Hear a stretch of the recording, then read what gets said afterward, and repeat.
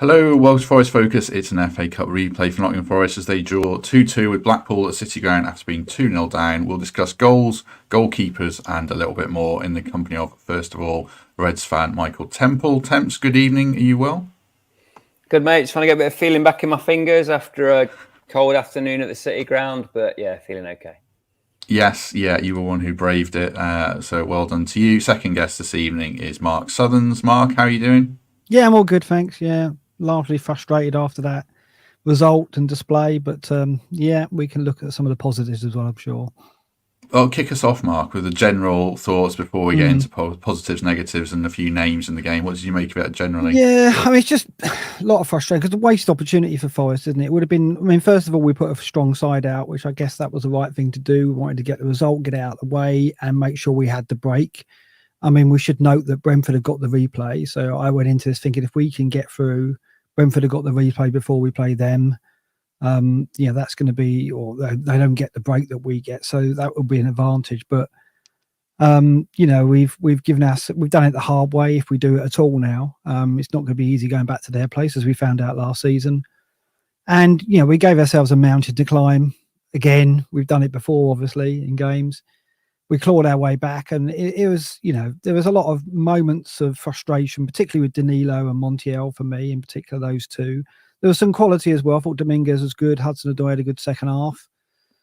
Wood didn't take his chances that he got. They were kind of half chances, you could say, but you got to, after the form he showed at Newcastle, you'd back him to put one away or get one on target. And again, 2 shots on target from the opposition, and the goalkeeper nowhere near either of them. And again, you can't really point the finger, but it's just remarkable that Vlachodimos just doesn't seem to be a factor when a shot goes in on our goal at all, does he? No. We'll come to Vlachodimos in 1 second with temps, I think. But first, just a word for the sponsors. As ever, the Trent Navigation. Thanks to them for their support. I'm sure they'll send me a graphic in the next few days to plug their next event, but we appreciate their support as ever. So get down there whenever you can. Vlachodimos, temps. I mean, I've never seen a goalkeeper like him, and I don't mean that in a good way. He's like, it's a goal. Has he saved a shot? Did he save one today that I'm not sure was a shot? But then was he to blame for the goal? No, I mean, he never has a howler, but he never saves anything. So he hasn't solved the question around Matt Turner for me. I still think he's probably better than, I'm sure he's better than Turner. But what do we do with, what did you make of Vlachodimos? And then what do we do about goalkeepers? Mate, I've never said this before, but I think this is a question that you probably want to answer yourself, isn't it? Sounds like you got something prepared. No, not really. I mean, I just don't know what to do with him. Is it his, okay? I think maybe it's his positioning that he's not getting in the right place to save shots. But he couldn't. I don't think he could have saved the first one because it was a really good header from Gabriel, who used to play for us. And the second one, it looked like a good ball across the box, but he's kind of in a funny position. And he comes for crosses and doesn't get near them. His kicking looks fine. But their keeper's better on the ball than either of our keepers. Not that he's a better keeper than them. So I'm really like, I mean, I look at Vlachodimos' CV and think he must be good.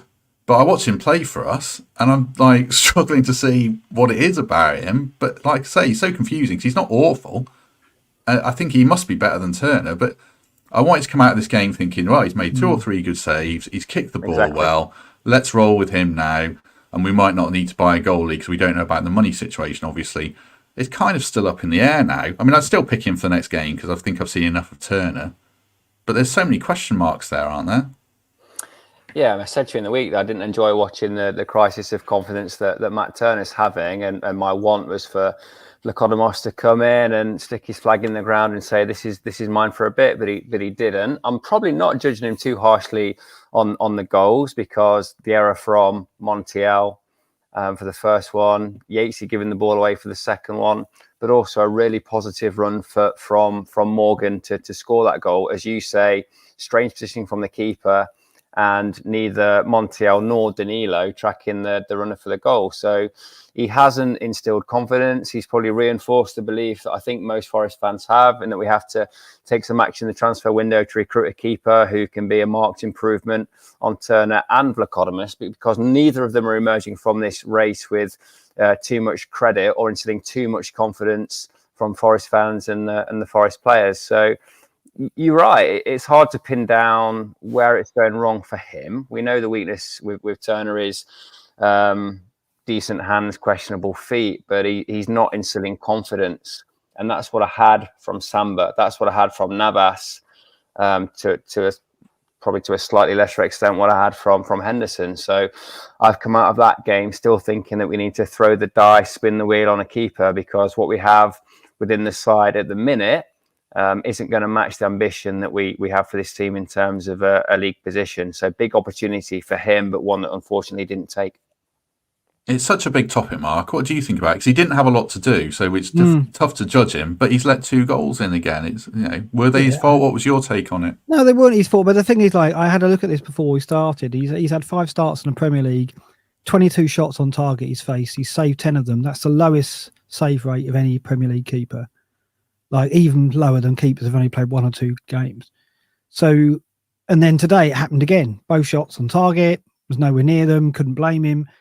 Is it just bad fortune, like great finishing by the opponent, and every time he's given no chance, or is it his positioning at fault? Because it's a pretty awful record that so far. And I was really hoping today I thought, well, we might get some minutes, from some of the like second string players as well, and perhaps we go 2-0 up, maybe able to rest a few, and then perhaps Vlachodimos will get a few confidence boosting saves, and we can be definite. You're absolutely right. That's what I want. It's one of the things I had on my list to achieve from today's game, and we didn't get it. We come out with no answer on that.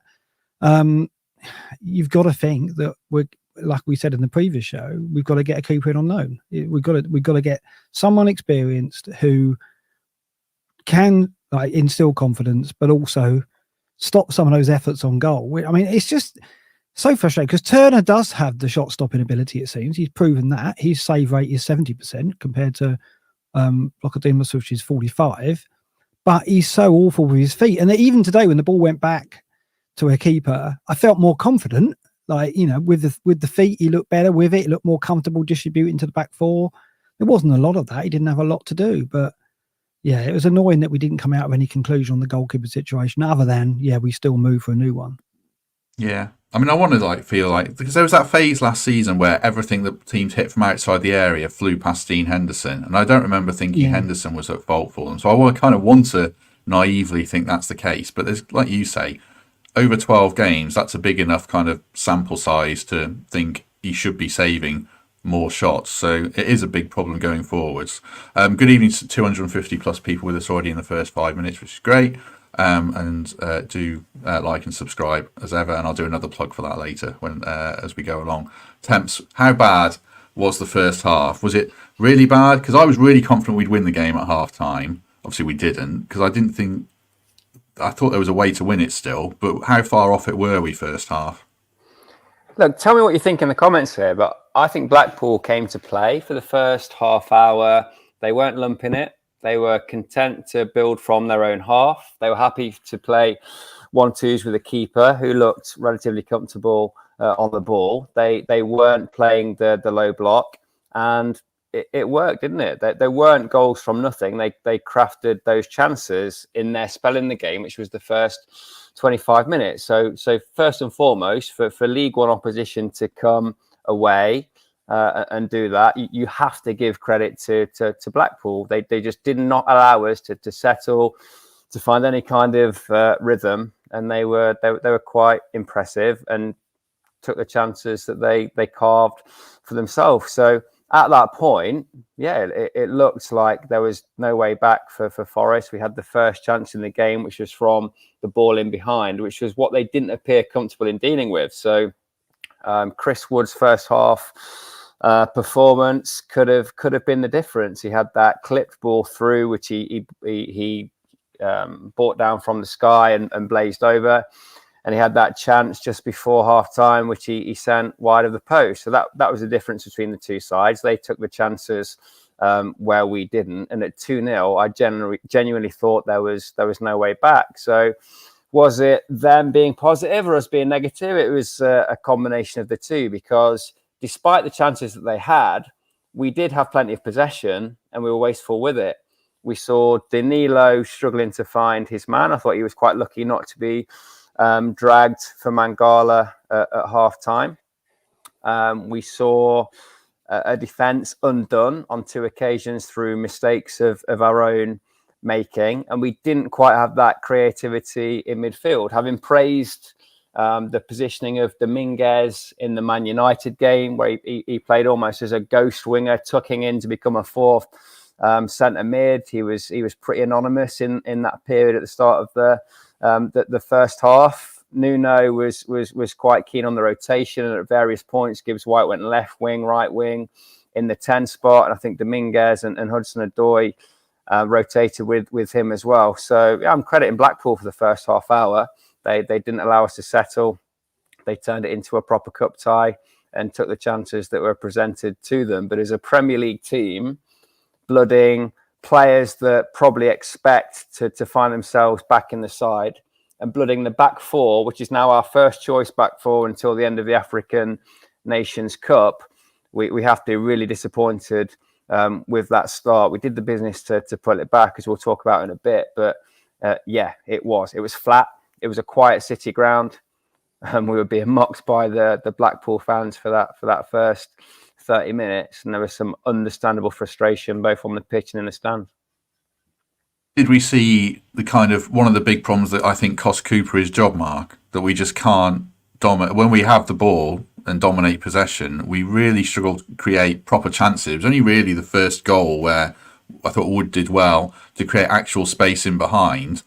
The other chance we created was just a long ball over the top, which Wood took down well. But generally, we've laboured all season against teams at home where we're supposed to do better, haven't we?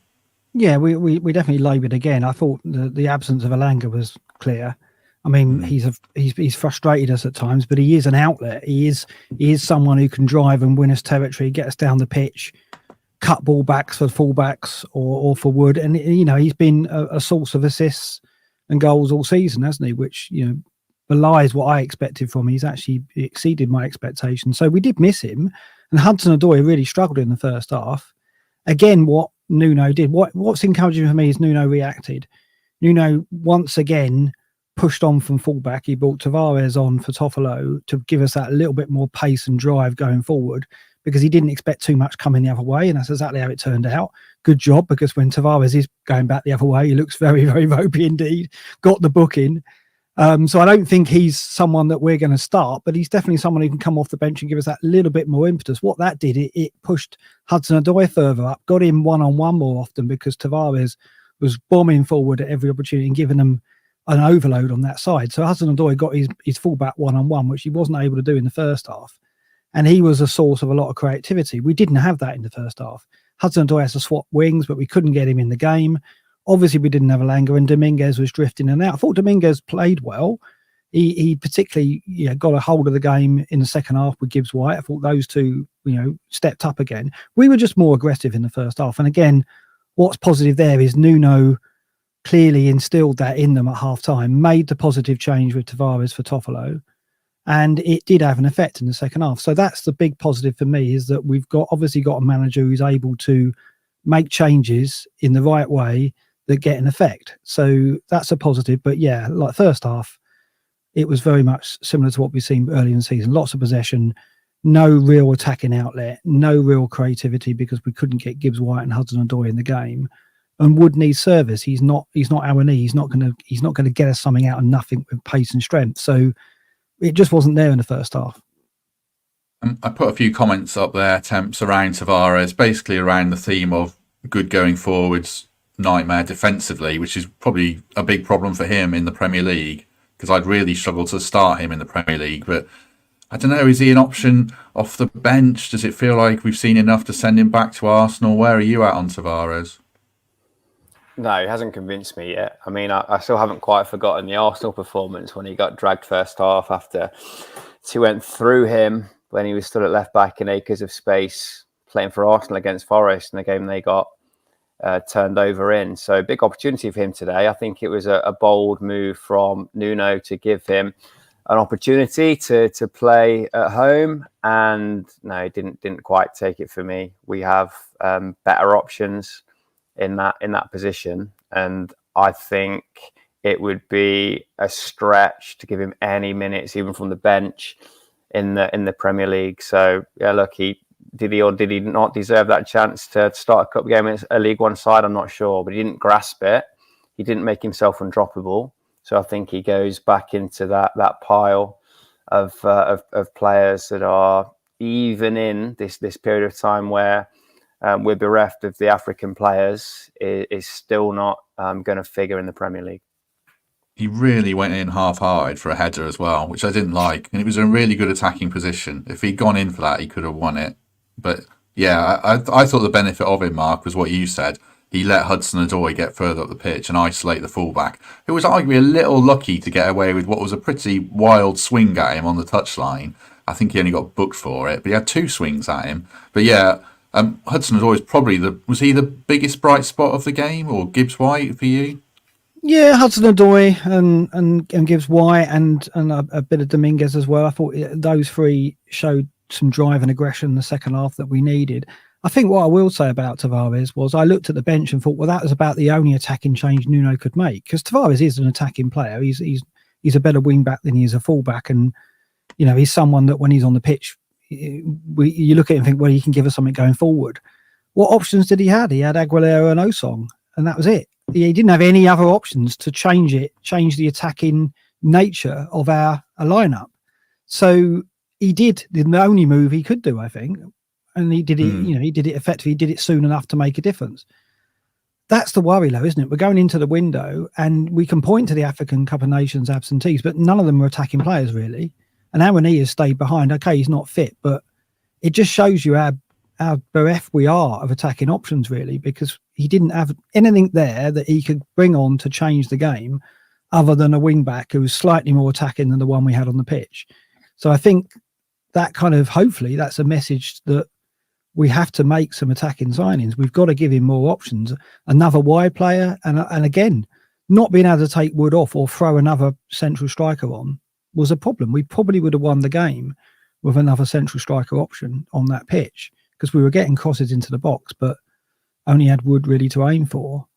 And I think, I think Danilo was a big disappointment for me today. I think he's the one that I pick out. I really wanted to see more from him. He was up against League One opposition. He should have really taken the opportunity to shine and ran the game. And he was quite erratic, inconsistent. Again, gave the ball away, didn't track his man back, didn't really get forward enough to lend himself to any threat in the box. So for me, he was a big disappointment if Hudson-Odoi was the positive. That does lead nicely into the one player I thought he might have bought on Temps, although not an attacking player. I'm really confused about, well, not really confused, it's quite early days still, but Mangala doesn't seem to be getting a kick. As Mark says, Danilo was a bit off it. I don't like Ryan Yates being the one to come and take the ball off of defenders. That's not his game, but it kind of is Mangala's game. What, are you as surprised as me that Mangala's just not getting a look in these games? So every player in the squad's had a bit of a reset, haven't they? And those that are out of favour have come back in at some point and been able to show Nuno what they can do. Mangala was in possession. So he started Nuno's first game against Bournemouth, and 25 minutes later, Willy Bolly sent off. Bournemouth flood the midfield. And Mangala in that game did look lightweight. He was pushed off the ball. He was slightly wasteful in possession, but he wasn't handled with the same forgiveness that Danilo, for example, or Chris Wood, or Gibbs-White off the back of his form in the back end of the Cooper era were handed. So Mangala is the unluckiest player in this squad, in that those of us that have watched the full season unfold probably were calling for him to come on, get his foot on the ball in the place of Danilo and give us that poise, that range of passing, that consistency, which has been the hallmark of Mangala's time at Forest. So, yeah, I think he was extremely unlucky. I think today was a game that he needed to play. Today was a chance for him to restore the form that he'd put in at the front of the season. And I was as surprised as I think both of you are that he didn't get a start. And beyond that, minutes from the bench to show what he can do. So yeah, I completely agree with the sentiment of that question. That Orel Mangala was the unlucky man today and should have been given a far more prominent role than warming up and watching. Yeah, he did suffer in that Bournemouth game, but they are quite a physical midfield. Like Billing's absolutely massive, so I'm a bit surprised he hasn't featured. but I'm sure he will. I'd be really, really surprised if he doesn't get more minutes going into Brentford and beyond, because he has been our elite, certainly our best midfielder of the season for me. A couple of people asking about Aguilera as well. Thought he might have got on. Clifford's asking about Divock Origi, if he was injured. Yeah, he was. He was sat in the stands watching, so we had the young Osong sat on the bench, but you can't really bring a kid on in these games. We haven't really looked at the goals, Mark.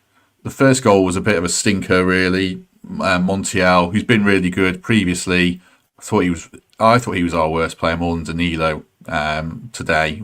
As good as he's been previously, he was disappointing today. Really poor header out from him. What was your take on the first goal? Yeah, it was a bad header. To head it back across goal and so weakly, not clear the box, was just asking for an opponent to punish us, really. He was up and down all game. Obviously, he set the first goal up, another Argentinian connection with Dominguez, of course. So he somewhat got some of that credit back by doing that. But yeah, he was very patchy all game. I think he had a few opportunities second half where he could have delivered better passes, better crosses, and he didn't take them. Shame, because he's been one of the most impressive performers under Nuno. I don't think that'll matter. I think Nuno likes him. So I don't think Montiel's starting role was in question. But yeah, the first goal was sloppy. And then, my concern is Blackpool, while they came to play football, Temps is right, in the first 20 minutes, they definitely went toe-to-toe with us. They didn't really create too much. They created 2 chances and scored 2 goals.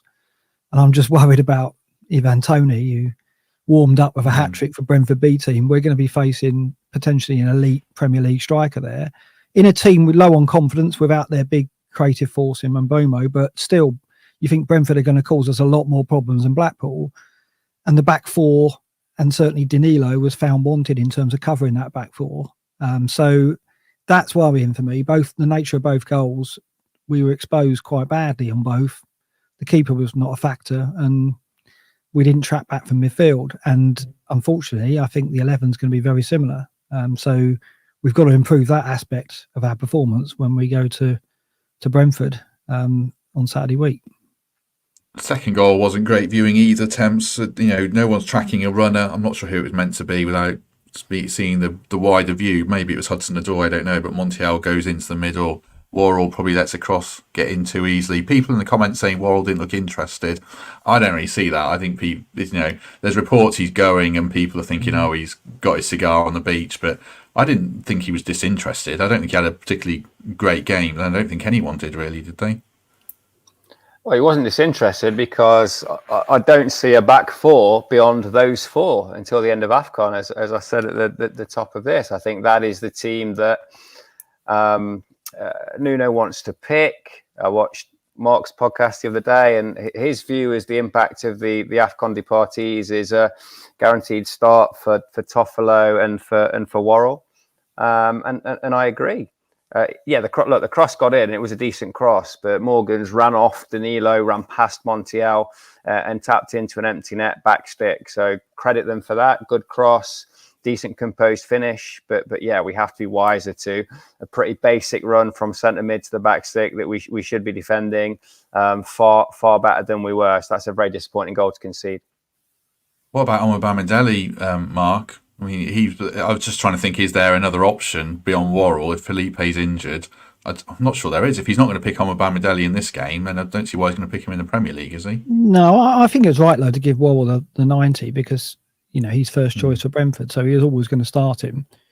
Omobamidele, I mean, he comes with a good kind of reputation in the Championship. He's a ball-playing centre-back rather than a dominating figure back there. We've already got one of those in Murillo. Can we afford to play 2, in the Premier League? I think it would be... I feel exposed. When you look at the bench, we've got McKenna and Omobamidele as the backup. We're exposed there as well. So I think if there's a theme coming out of this podcast so far, it is the lack of depth. Suddenly we look threadbare without the 6 players absent, both in central defence and in attacking areas. So it is a real concern. I mean, Worrell performed okay. He wasn't particularly poor. I don't see anything. I think people are trying to look for faults in Joe's game because there's rumours about him going, like you say. But it's a concern because he hasn't been playing. He hasn't had the 90 minutes in first team selection for quite a while now, and it's a new partnership with Murillo. And Murillo's got his faults as well. He wasn't brilliant today either. So it's a worry going up against Tony a week on Saturday for sure. Yeah, I mean, I think he chews gum during the game and stuff and looks a bit chilled out, but I don't really care about that. I mean, he needs some. He and generally everyone needed to move the ball quicker and more incisively and get further up the pitch first half. But I don't really see anything in his demeanour or anything. I just think it was a pretty flat performance all round. Certainly, we should give a word to our goals. Then, obviously, Temps. The first one was really well worked, wasn't it? As I said, I thought Wood did well and Montiel redeemed himself, and Dominguez does show an eye for goal, doesn't he, as well? Extremely well worked. So that was a result of Dominguez ghosting from the right-hand side into the 10 spot, created so much space for Montiel. Ball is worked wide. And then we saw this twice in the game. So Dominguez finds that space in and around the penalty spot, and it's a fantastic header to finish from a pinpoint Montiel cross. But you fast forward to the other side of half-time, and Dominguez has a far easier chance from the Hudson-Odoi cross, and 50p head, it's in row Z of the lower Trent. So there's definitely something in that. Dominguez timing his run into the box, finding a pocket space in and around the penalty spot. And if we're analysing that first goal, that was how the formation should work. He goes off the right wing, creates all kinds of space for his fullback, who's extremely advanced. Ball's worked out, takes it in his stride and finds Dominguez running onto it. Great downward header. Keeper's got absolutely no chance. But yeah, as I say, a far easier chance presents itself early second half, which can change the pace of the game. And inexplicably, he pings it way over the crossbar. So yeah, credit him for that goal. But I think that the missed Chris Wood chances in the first half and the missed Dominguez header at the start of the second half is the reason we've now got a pretty annoying trip to Blackpool. And the Yates one as well, probably. Yates should bury that, shouldn't he, Mark? I think. Yeah, it was a good save, but he shouldn't again. I think the defender took something off it. There was a debate whether it hit the defender on the way through the keeper as well.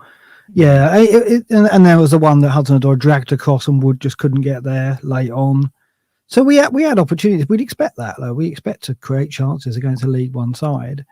I think the goals were positive because Dominguez continues to show that fox in the box mentality, that composure when he gets chances. I thought he's good in the air, as we saw against Burnley. And was it Burnley he scored? Was it what was the head? Was the Everton game? Brentford, wasn't it? The looping one over Flecken. Yeah. So he's got that prowess in the air. He's got the composed finish that we saw against United. So he definitely brings us something like Danilo did further forward.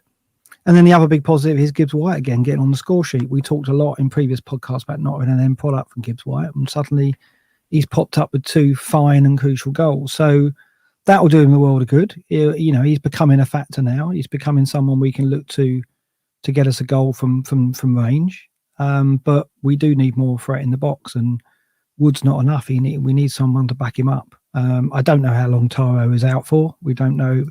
Probably think not end of the month, early February before he's a factor. So a couple of games at least before we get any help for Wood, and him playing 90 minutes without any backup is going to be tough. So yeah, that's the big worry for me, is we just don't carry enough threat. We haven't got anyone there to come on and help or relieve Chris Wood when legs are tired. If you're enjoying it, as ever, do like and subscribe. Help us out, very much appreciate it. So we've got over 200 reviews on iTunes now, and very grateful for all those. Anyone called you a Vicky yet? No, I really shot myself in the foot there by publicising that, didn't I? Because it's stuck. Your LinkedIn person didn't stick though, did it? So no, you got away with that. If you haven't reviewed us yet, get on Apple, give us 5 stars. Tell Davies he looks like a vicar, and repeat the mantra about me being a typical LinkedIn tit or whatever that. It was worse than that, but yeah, it was on that theme. Mark joined us since then, so. Yeah, if you want to throw some shade at Mark in a jovial, nice way, then do that. Yeah, not nasty. Gibbs-White as well, Temps. It's good to see kind of talismanic players in teams are always a big thing, and we've needed that from him. And he didn't really grab the game by the scruff of the neck, but he did ping one in the top corner, and you can't ever complain about that, can you?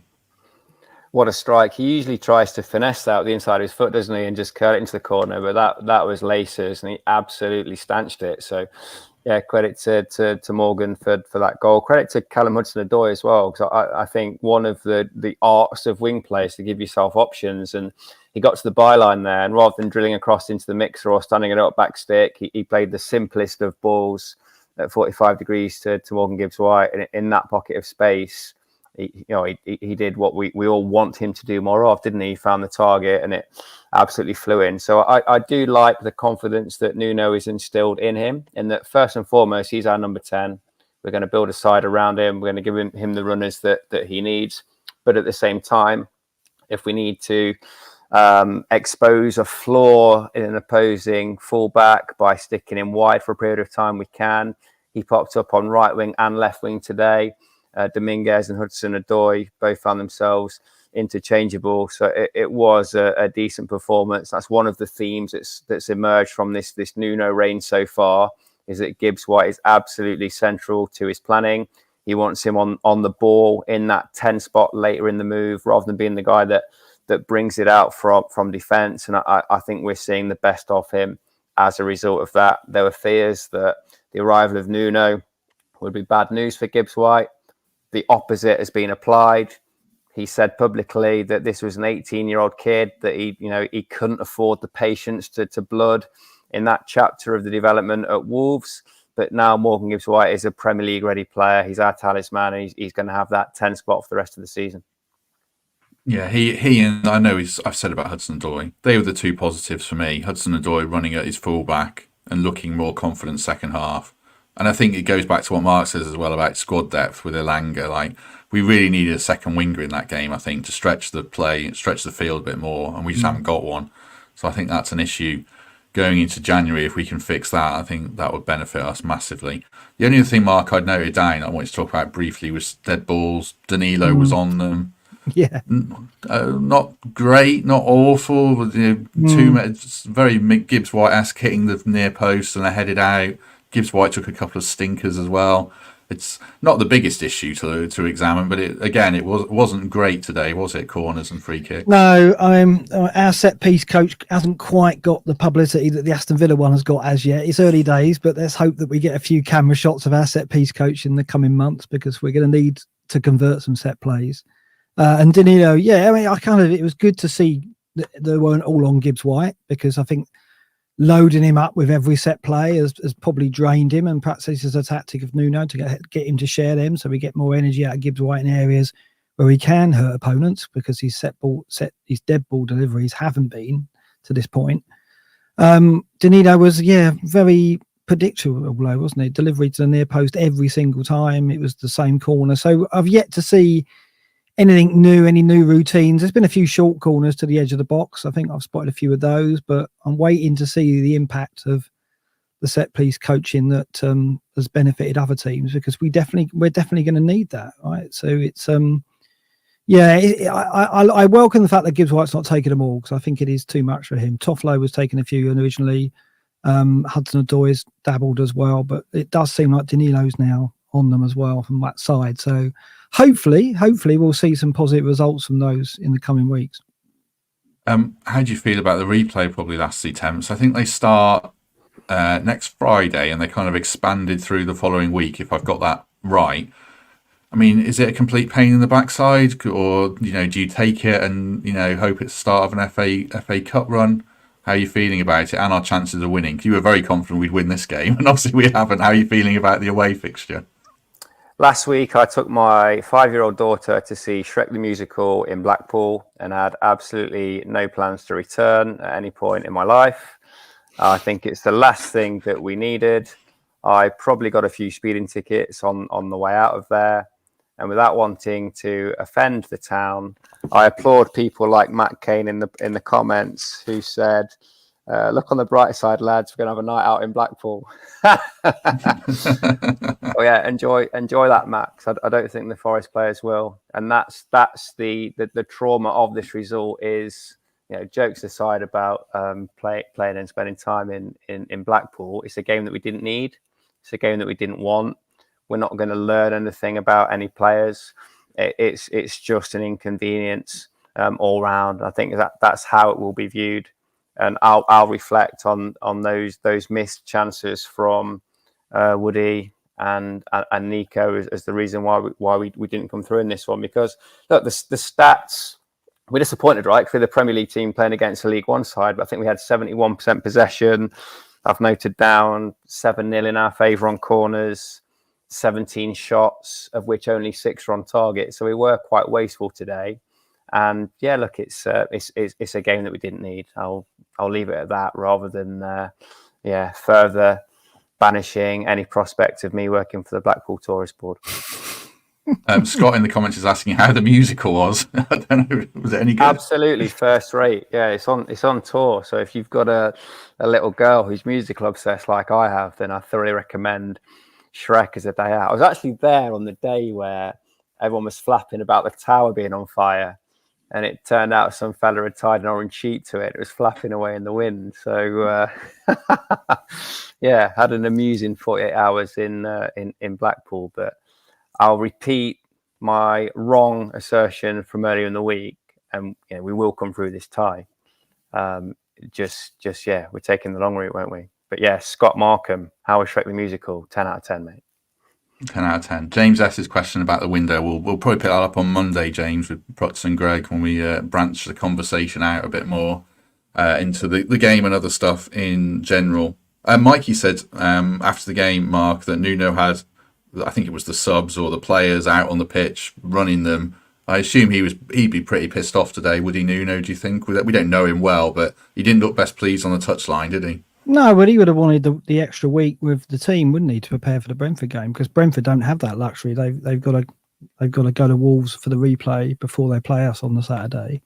So if we'd have got through, we'd have had that big advantage of having more time with the team, as well as less minutes in the legs. And now we've lost that advantage in what is a crucial game. Like I look at our fixtures and think, if we can get 3 points at Brentford, that really puts them really in amongst it and gets us clearer, right? So I think it's a key fixture now, this one. And I do think we've got a chance of getting a result there, given the confidence that we would have taken into it had we won this game today off the back of the 2 wins of the Premier League, and Brentford are on a terrible run. So yeah, it makes the Brentford game more difficult now. I'd like a cup run, but really that's secondary to making sure we cement our place in the Premier League. So whatever it takes to do that is what's important to me. And unfortunately, I think the trip to Blackpool midweek is going to take it out of us. It's going to lose us time on the training ground, and it's a blow. So I'm sure he is very frustrated. Yeah, and we'll know by then about this FFP stuff, I'm sure, according to the media reports. So, but I do think it's a big game regardless, certainly. A point or a win there would be huge. Any final thoughts before we go, Temps?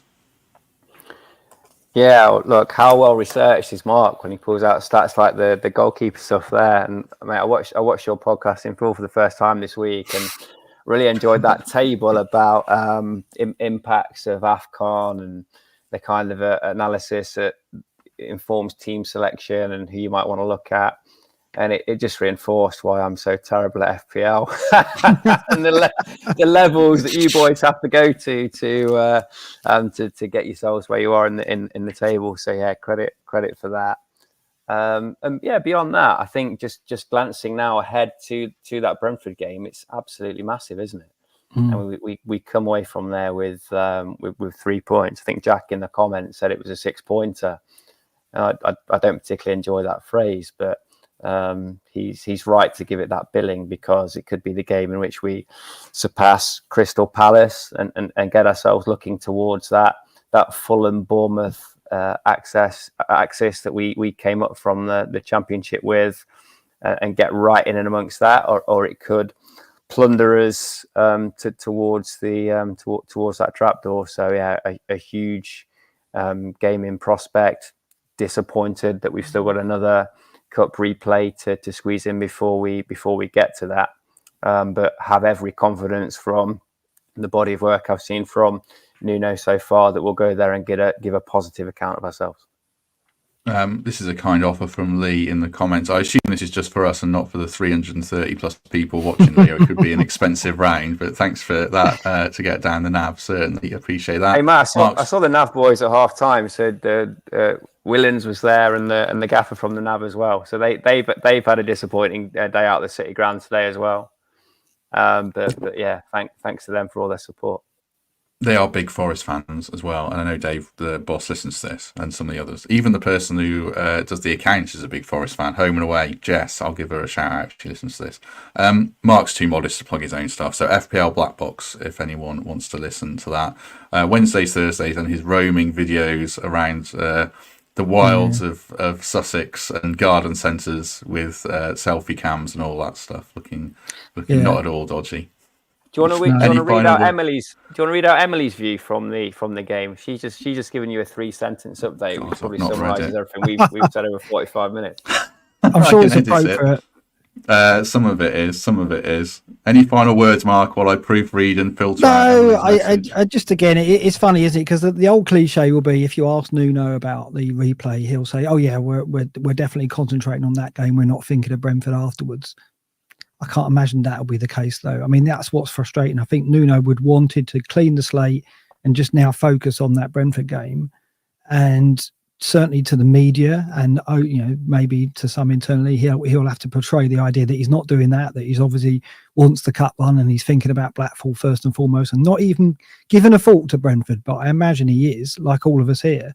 We're all looking to that Brentford game as one of the most important games we've played in the last 3 or 4 months, and probably going forward as well. So that's the key thing for me, that now this replay has got in the way of that. But I think I know enough about Nuno. I've seen enough to think it won't stop him making sure we're prepared for the Brentford game. He'll still be getting his staff looking at that now, and it might not be the players' focus yet, and it would have been had we not had the replay. But it's certainly Nuno will have one eye on it, no matter what he says to the media ahead of the replay, I'm sure. Yeah, no doubt. Emily's view, filtered. Gibbs-White had a good game. Thought Tavares I was surprised at how well Tavares did. Hudson-Odoi good. Danilo frustrating, not a defensive midfielder. Mr. Langer. The edited bit is about Vlachodimos. You could have just read that, Matt. Me and Tim could have had the night off. You could have just read that at the start. That's basically what we said. True. Right. Thanks to everyone who watched along. Very much appreciate your company as ever. Back, it's tomorrow, isn't it? It's Sunday evening. Back tomorrow at 11:30 with Prutz and Greg, and we'll get their take on this game and general stuff around the club and Forest and the game, I guess, in general. So do join us for that. Temps, thank you very much. Cheers, fellas. See you soon. Mark, outstanding domestic negotiator with your partner, who's let you do another podcast at 8:30. You can plug that if you want quickly. Yeah, I'm on Above Average FBL podcast at 8:30 if anyone wants to listen to that, if they're into FBL. I don't know if it'd be like a 2-hour show like Black Box, but it's a long one. It's in depth. I'm looking forward to that. But yeah, brownie points. I'm out now. The cupboard is dry on brownie points, so I'm going to struggle to get podcast license and free to do podcasts in the next week, but hopefully back soon. Well, we haven't got any home games for ages, so you don't need to cash in any chips to get up to games, so you're all right on that front. You probably played quite a good hand today. Right, yes, thanks very much, Mark, Temps, and everyone who watched. Have a good evening, and hopefully you can join us in the morning with Prutz and Greg.